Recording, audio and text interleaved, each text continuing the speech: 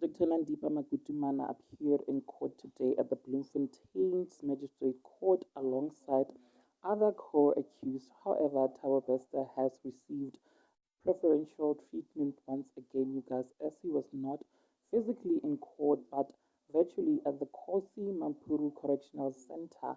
And Dr. Nandipha appeared alongside other co-accused guys. Dr. Nandipha rocked a fresh new hairstyle wearing her signature red lipstick in court today. However, both Dr. Nandipha and Thabo Bester's case were postponed to the 8th of August 2023 alongside the co-accused, you guys. So all of them remain in custody until then. Do share your thoughts down in the comment section below, guys. Also subscribe if you have not yet done so. I shall definitely see you on the flip side. Thank you so much for watching. Bye.